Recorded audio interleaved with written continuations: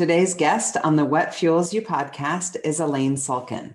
Alayne is the publisher and editor-in-chief of ParentMap, a Seattle media company that provides daily digital access to essential parenting information, along with a monthly news magazine, targeted annual periodicals, and a highly regarded lecture series.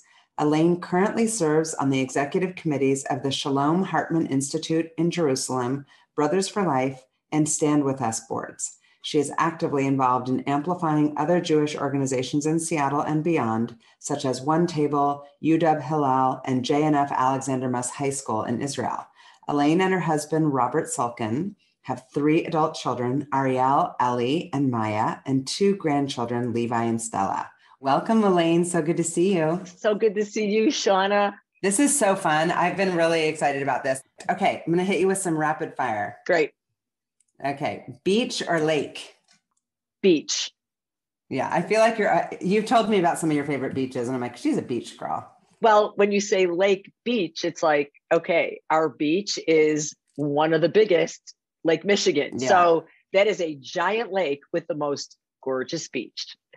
Oh, okay. So you're swimming in the lake. But you're on swimming a beach, in the lake, but it's ocean lake. So it's, it's everything. I need to go. So favorite concert that you've ever attended? Ooh, wow. Having just seen Lady Gaga in Vegas. No, that wouldn't be recently? It. Yes. Last month. I'm so jealous. That's not it though. I would say Simon and Garfunkel, which is just kind of aging me, dating me, but so spectacular. Really spectacular. Who doesn't love Simon and Garfunkel? I want to see Adele so bad. Let me tell you that I have tickets to see her in London. This is recovery from having gone with my husband a few years ago. And my son, who is such an Adele fan, asking me, why didn't you take me? I love it. What is something that I and our listeners would be most surprised to learn about you? Well, that I have a freaky identical twin that is just, you run into her, you start talking to her, and you're like, why is Alayne being so off-putting and rude? It's because we don't know who you are. That's so funny. I can tell the difference between you guys because I know you. Exactly. But I can see if I ran into her without you there that it would be like jarring a little bit. So what's the best thing that you have read, listened to, or watched in the past couple of years? People are binging all sorts of things. Let's see. Reading, I would have to say our mutual friend Barry Weiss's book, How to Fight Anti-Semitism. So good. Simple, clear, stand-up messaging. And you know what? I'll give you a watching, which also will date me. I think I was the last person on earth to watch. Oh my God. I'm blanking. I have Thrones, Game of Thrones. Game of Thrones. Like, no, that's it. Is it? No, yes, oh my God. No, what? No. I'm so proud of myself. I'm like, this is crazy. So, of course. I didn't ever watch it either. And I've been like, is something wrong with me? I'm the only human who's never watched it. Our mutual. So my son, all these people who love Game of Thrones, I had to go to a reliable, great source that I would respect, that would be within my mind space to get a recommendation. So I called our mutual friend, Dawn Gold. Oh, and I just put it to her and I said, Game of Thrones, yes or no? And she said, absolutely. And she was I'm in 1,000% right. I would watch it again. Outstanding. Who's a person that you most want to meet? You've met a lot of amazing people, but who would you most love to spend time with?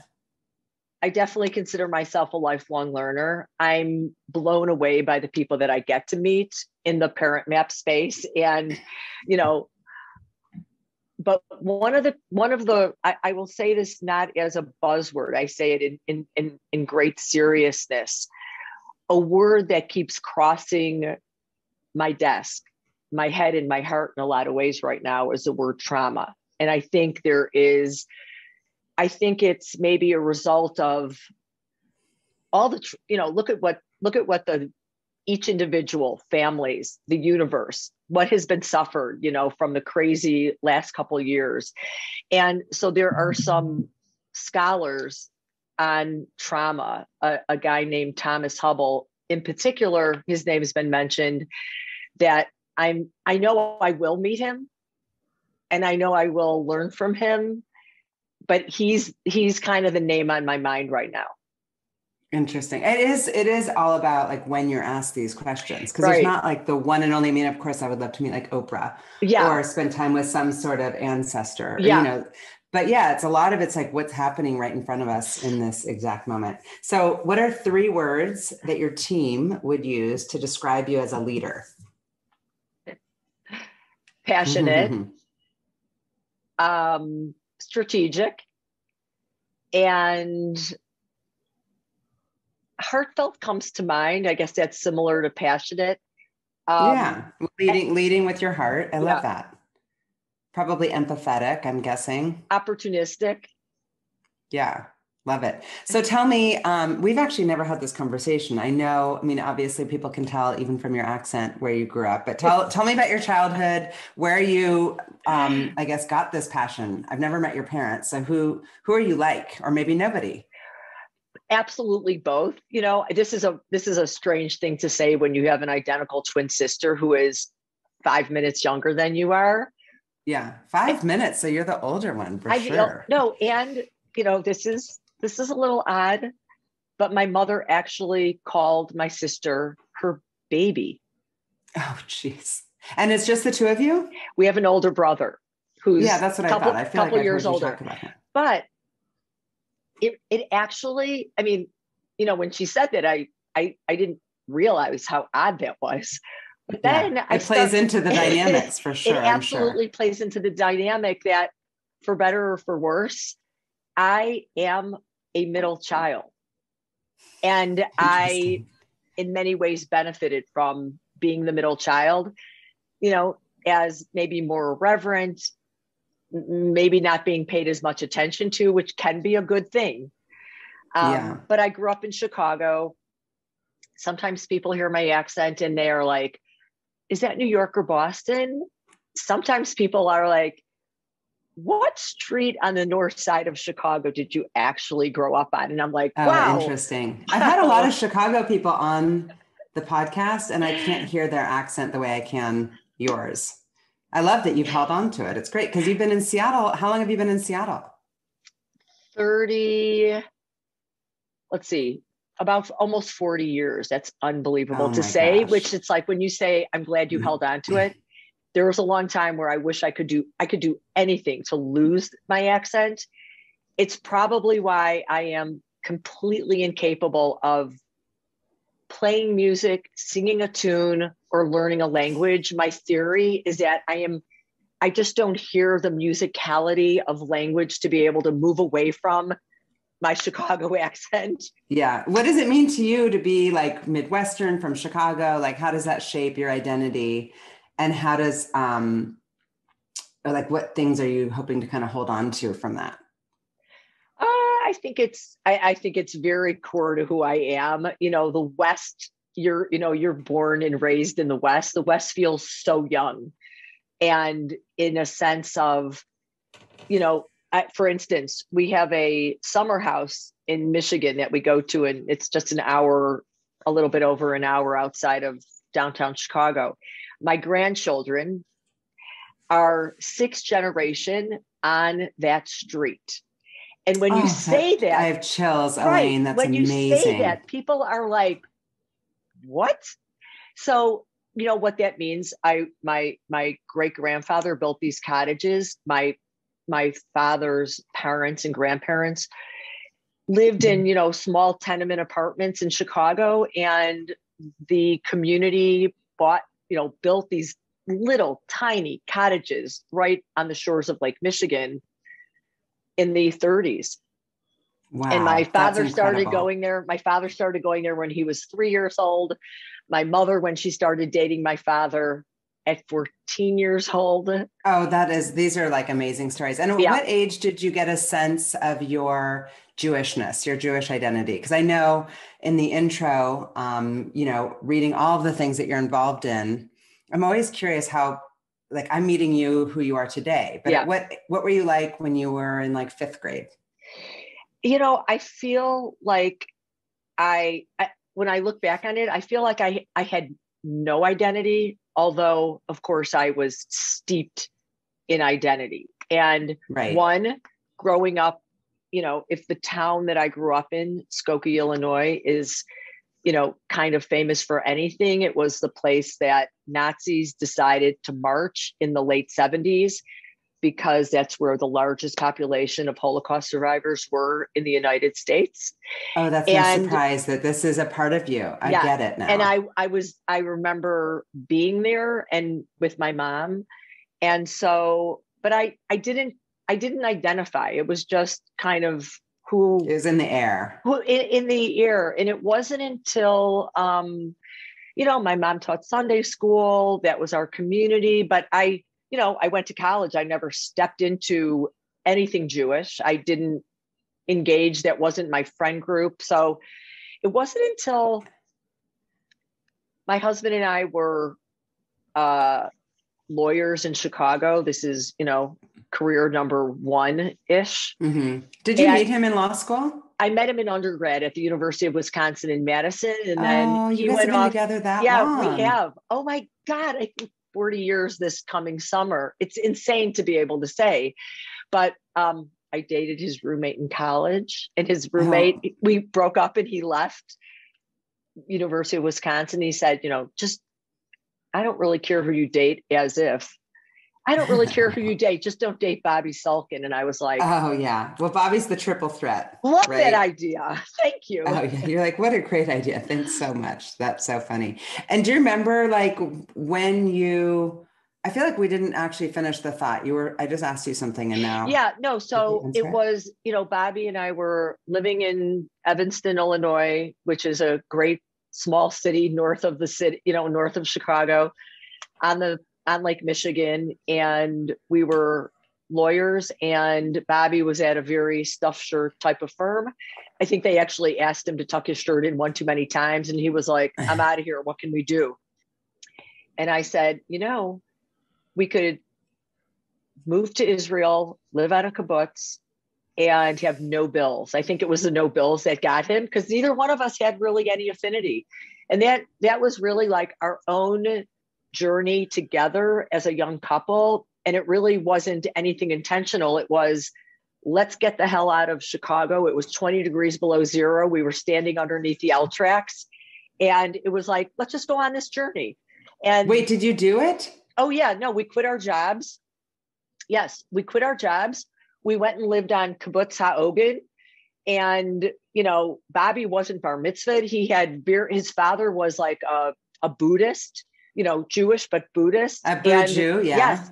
And he had, it really was this amazing journey that we went on together that has stuck with us in many, many different iterations over the last 40 years. That besides, falling in love, we have this kind of golden thread bond that we didn't necessarily anticipate, that is a fabulous journey to be on together. That is incredible. And so you guys were both practicing law. I guess you had passed the bar. And so what did that mean for your careers to kind of push pause? We were so young, and we didn't have kids. You're like, I didn't actually give a shit. We were just like, yeah. And I think, when you think about like your partner, there's so many things like, we were talking about our mutual friend, Richard, who, the orientation that you have, some people like Bobby and I think one thing, no matter how little money we ever had, neither one of us ever wrote down a check in a check register or balanced our checking accounts. Now, if you were married to somebody like that and you were completely rigid about that, it would be a cause for a lot of tension. We were just very like-minded in a lot of ways, and like-minded about our careers. Like, We can walk away from this, figure it out. Went on this incredible journey where we were with, we both kind of grew up in such, like small environments in the suburbs of Chicago. Right. And your world's just opened up. And our world's just opened up. I mean, we were with, people from Argentina and Cartagena. And I mean, it was just incredible. So I'm so envious. Like I would give anything for that type of life experience. Maybe it's not too late. Maybe we'll do that like 2.0 or 3.0, but I just love that. I can't believe I didn't know that story. And so did you have a sense of, kind of like, I think I have it in me, or I think I will at some point be an entrepreneur? No, because you're an entrepreneur. I mean, you started this company 30 years ago. Yes. That we'll get into, but no, I mean, do you have any entrepreneurs in your family? I do. My two grandmothers, grandmothers, my two grandmothers, my grandmother on my maternal side, her husband died when she had 6 kids, ages 4 to 14. And when I tell you that my mother and her siblings make me look like I am shy without personality, this woman who was a Polish immigrant, the only way she could survive, because she kept getting kicked out of the apartments that they were living in Chicago, was to they owned a luggage business, was to buy an apartment building so that she did not have to move these 6 kids as a widow one more time. And why was she getting kicked out? Because they were 6 hellions. I mean, these are the loudest, craziest. I mean, my aunts and uncles have more personality in their pinkies than any humans I know. And so she couldn't manage moving anymore. She had to figure out how to buy the building so she wouldn't get kicked out. So she's an entrepreneur. What about on your paternal side? And my grandmother, she owned a clothing store in Chicago called Williams. That's my maiden name, Williams Department Store. So both were entrepreneurs. I love it. And I mean, I left being a lawyer when I was pregnant with my first daughter, who's now 35 years old. And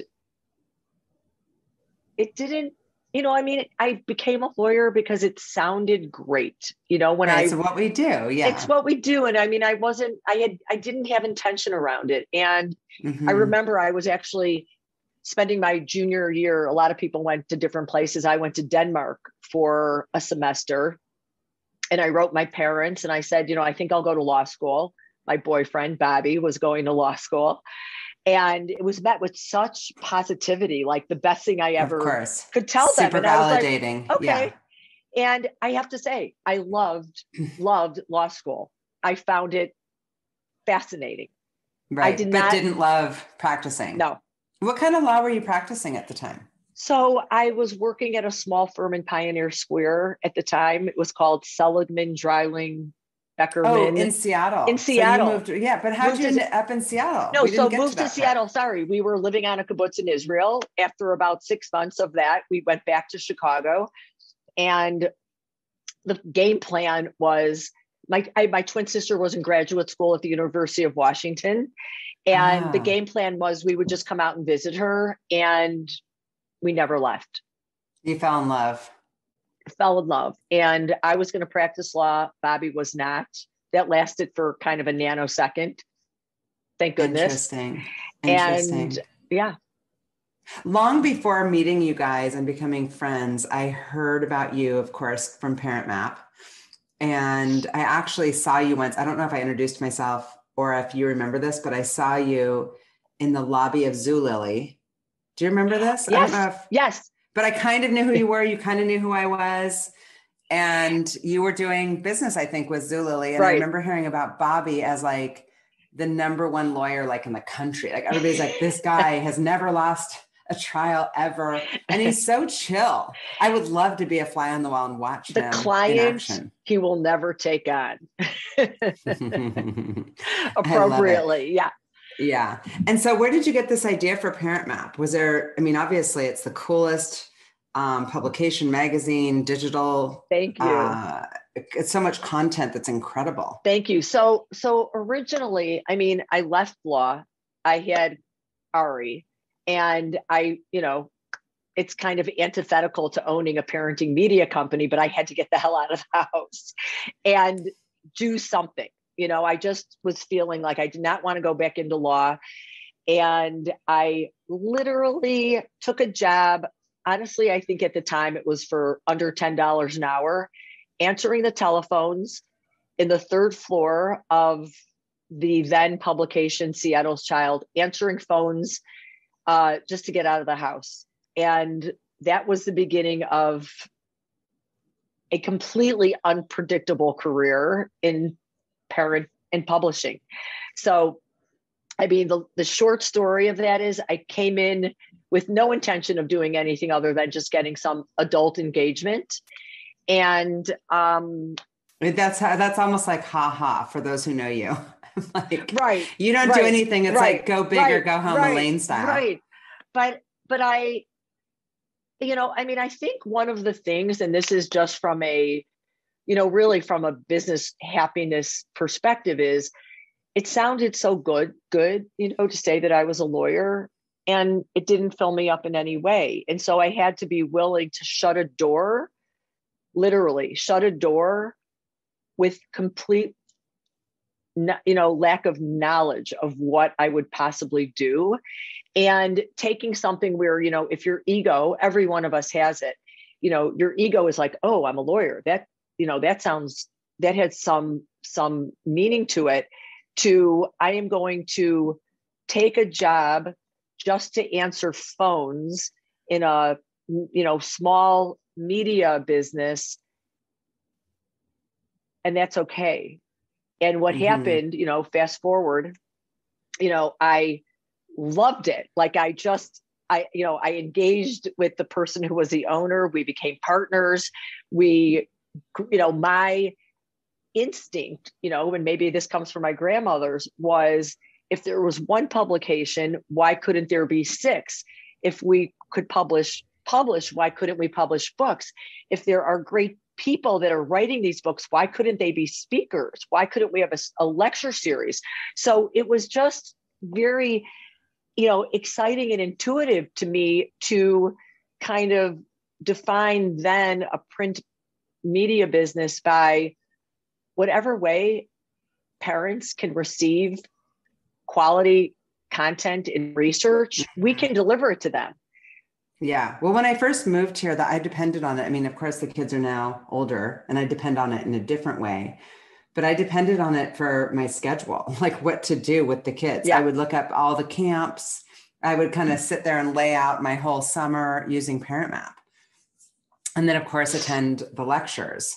And so how has the business changed over those 30 years? What is it today versus what it was when you were kind of like answering phones? Yeah. It's no longer, it's not a different name. And yeah, I know. I mean, ParentMap, I would say substantively, really not different. And in the sense of parenting is as old as womankind. And parents, as has been said for forever, it's the single most important job that you'll ever have that you have zero training for. And, that is an overwhelming thought. And with all the good intentions, what you bring to the table as a parent, given what you were given or what you reject from what you were given or what you are willing to learn is so vast. And so what I would say has changed dramatically is, like a lot of people who are founders of businesses, they run on a lot of chaos and enthusiasm.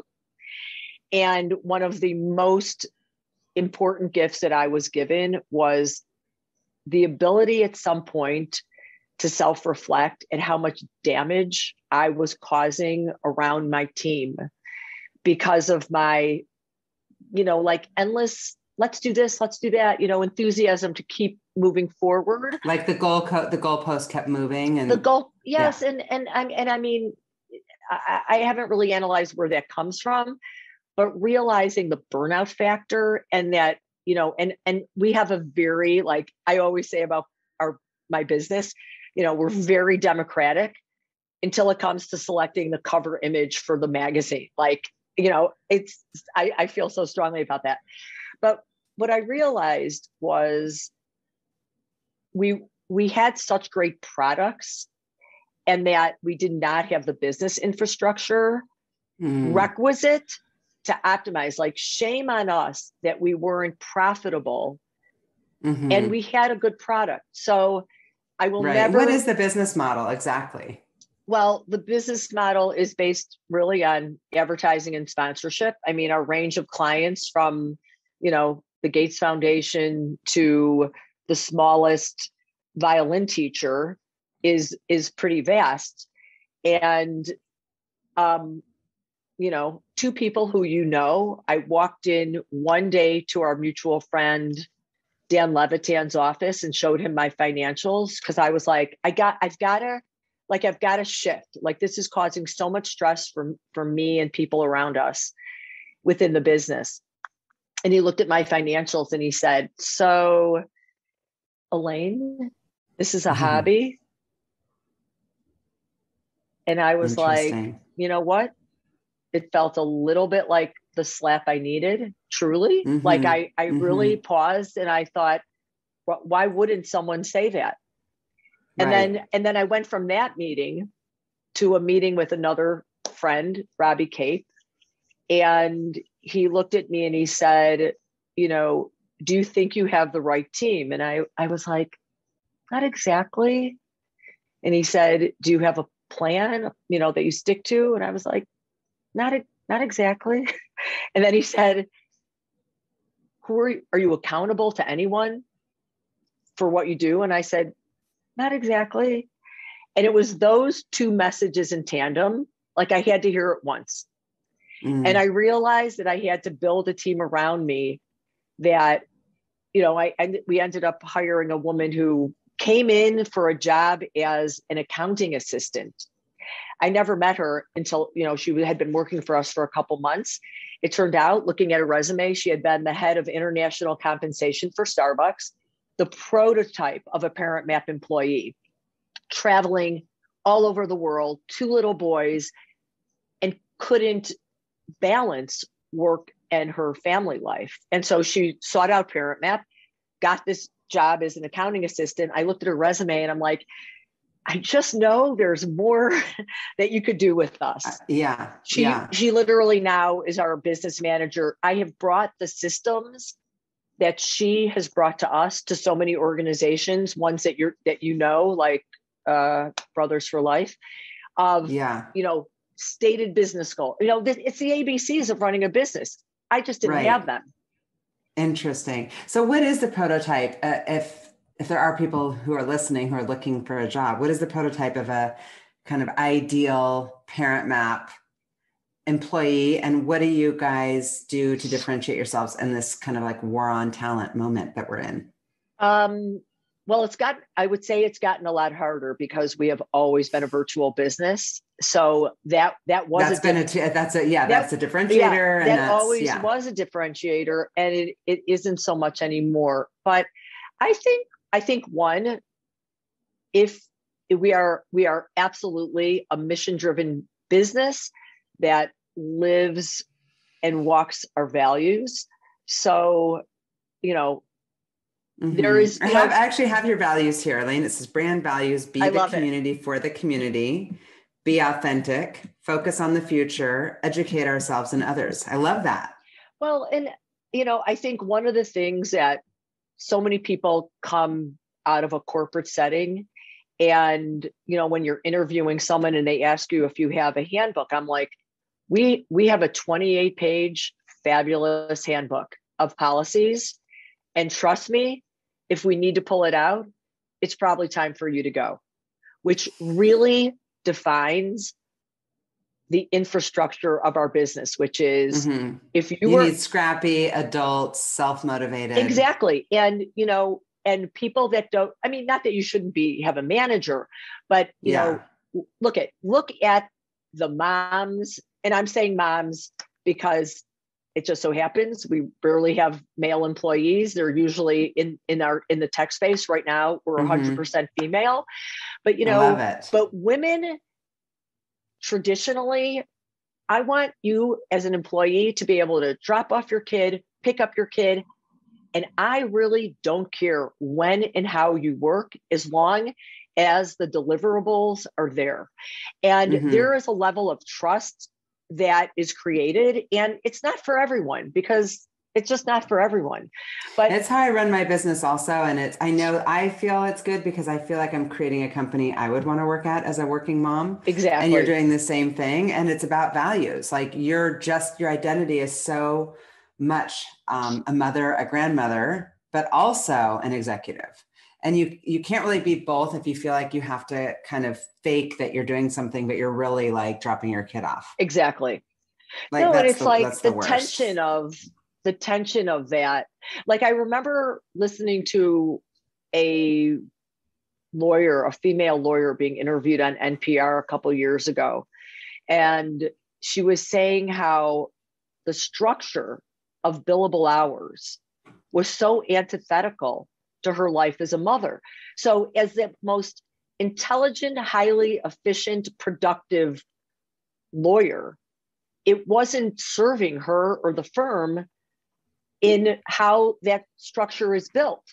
Right. Or the clients probably. Exactly. So, this is like, you know what? If working from 8:00 at night till 11 works for you because your kids go to bed and you get to hang with them in the afternoon, that's fabulous. Right. Right. So having this business for 30 years, I've been in recruiting for 27, and I joke, my team's like, don't say that, say like 15, whatever. I'm actually proud of it. I feel like, I'm coloring my hair, but like the gray hair is actually, I'm proud of that. And things have changed. We didn't even have the internet when I started recruiting. And now we have access to so much data and so much information that we can learn through technology. What are you learning through data about your business as far as like, what are people searching for the most on ParentMap?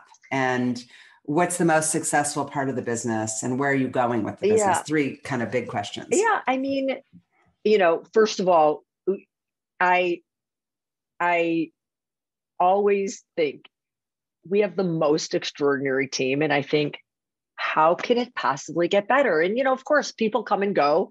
We have some very, very long-term employees, and they're gifted in the analytics space that I love learning, because it's not a strength of mine, but, seeing where people engage. And then there's so many surprises. Like you said, Shauna, how, you would sit and look at our, summer camps issue and chart out every week of what your kids are doing.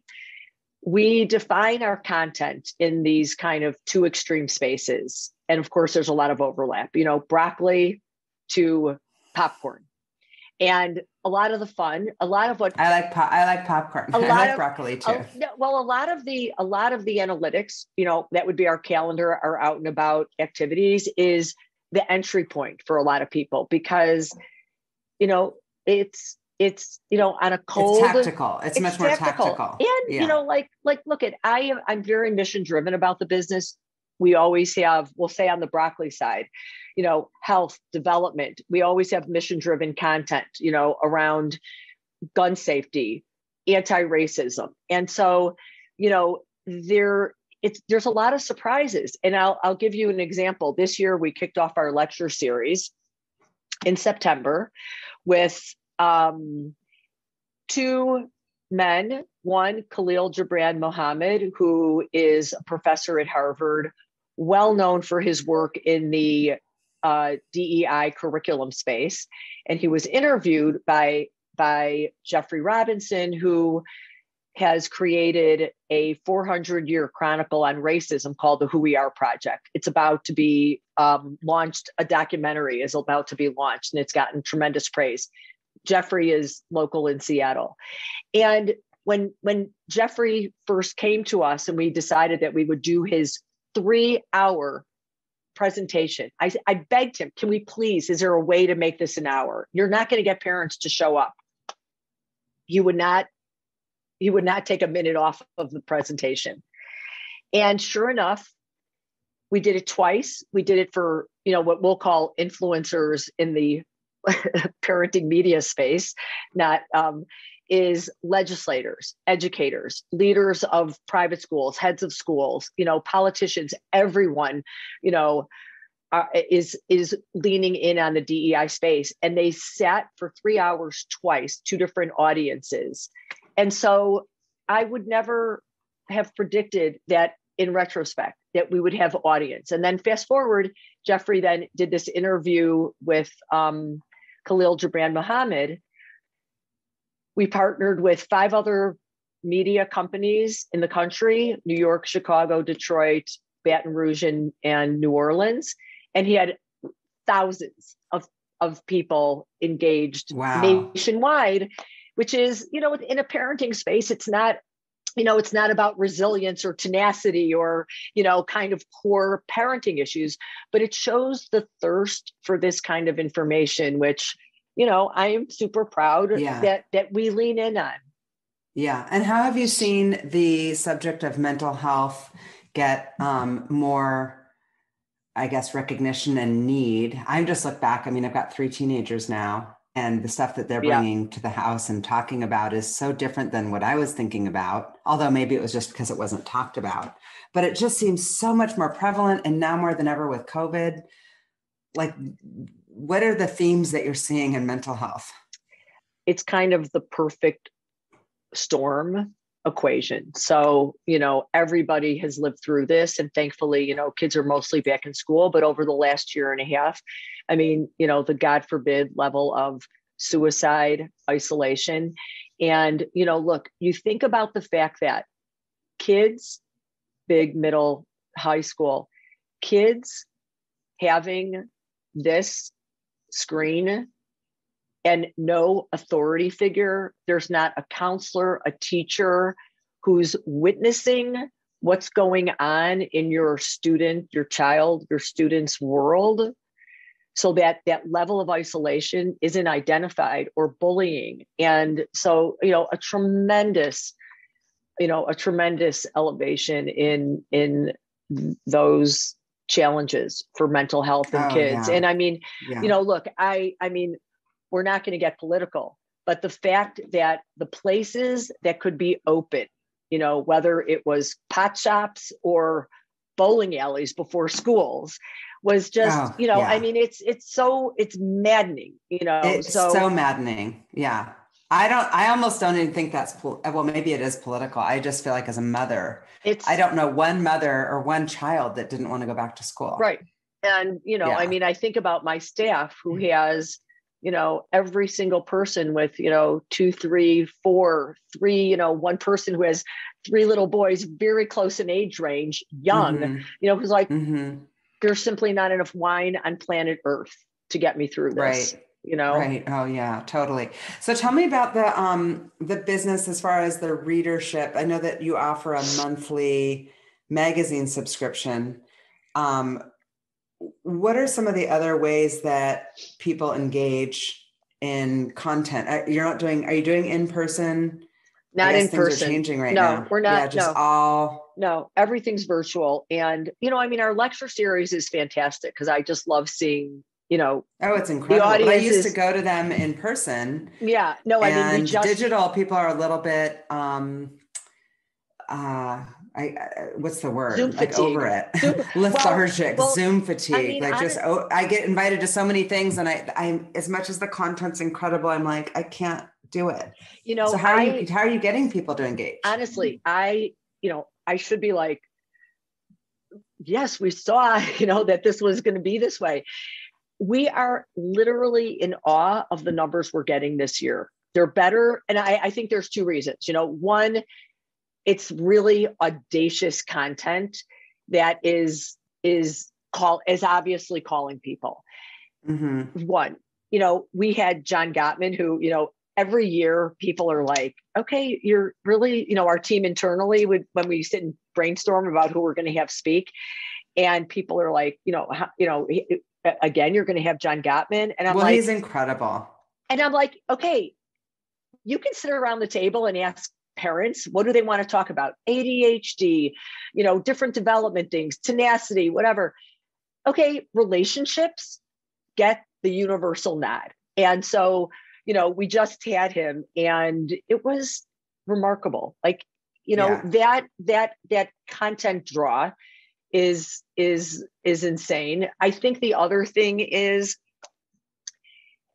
how our team managed to get ahead of this so that in May, we actually had the entire series built out from September through June of 22, so that anybody who was getting on could click and get the entire lecture series and sign up for it, like we all do. I mean, it's aspirational. Not everybody shows up, but one click, everybody could sign up for every talk. So, we, again, as I said to you at the beginning, love to get into podcasts because you've got to get into podcasts. Yeah. It's a lot of work, but it's really fun. And I think you would obviously crush it, but I'm curious, like day to day, how are you spending your time? Like, what's your job? Everybody's got like a title, but what do you do when you're working? Okay. So I would say a main focus is working with our management team is called the steering team. And, right now we're in the absolute throes of goal setting and performance reviews. And I mean, I will say at 63 years old, I have made myself less relevant to the day-to-day while staying very highly attached to our mission, performance, goal setting. And, I think it, number one, puts me in the right place and it helps elevate an extraordinary leadership team to drive the business. So, I mean, my day-to-day is keeping true to that mission by helping, I work very hard at selecting the speakers for the year and being the voice, interviewing the speakers. I stay very close to the financial management of the business and work very closely with the sales team. So, I'm you're in your exact perfect lane. I mean, I think so at this point. That is what you should be doing. And so when you're not working, I know you're on so many boards and you're so involved and so engaged. How do you prioritize your time as far as figuring out what to say yes to? Because I know it's really impossible to say no to you, but who's tapping on your shoulder and how do you decide where to put your time? I've had such long experience, from boards of schools where like the day-to-day is really like, it's really like being in a business, to finding the board positions that are super high functioning organizations that just speak to my values and the things that I care deeply about. And usually that always means impacting, the next generation. So, I have figured out my sweet spot in that space so that, one of my dear friends, the founder of Listening Mothers and Community of Mindful Parenting, Yafa Moritz, she was like, I used to, especially when events were live, the number of events that you would go to, whether it was in the Jewish world or it was in the parenting world, were literally like in the hundreds.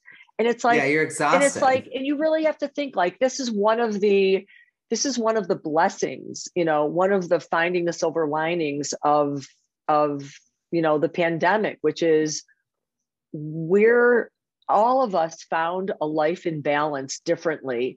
And like many people suffered, but like organizationally, many things thrived with so much less rigor or wasted effort to make things happen. And that's like a beautiful thing, from our environment to our own health and well-being. I completely agree.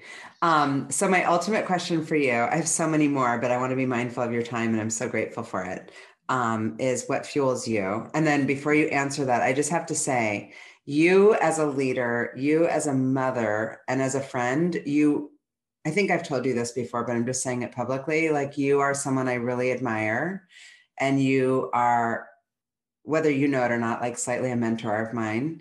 And I'm just I wish that there were just more of you, because I find you incredibly inspiring. So I'm glad that you were on the podcast. I physically have goosebumps from head to toe because, back at you, I really, no, sweet. I mean, I think really what fuels me is I know that, it's just so authentic. You can't make this up. It's like when you're passionate about things and you feel the contagious energy, whether you're just sitting, I just came from a board meeting for 4 days in Florida where, I love that you can sit still and actually not move for 4 days and go on the most magnificent journey of your lifetime. And so, I think like how lucky to have found that professionally and in my, volunteer life. So I think that if you just can, if you're lucky enough, not everyone can, but if you find that passion, the things that move you and, the calling, I literally fell into being in the parenting media space. And I think, for myself, like I had tremendous parents and I also had a lot to learn. And I promise you, I just spent a couple of days with my daughters in New York. I learned a lot. And a lot of it is like me having an open, trying to not be defensive and hearing your kids' voices to hear the error of your ways. And I definitely have gotten better at it with age. But, it's our lifelong journey of learning, which is just a gift.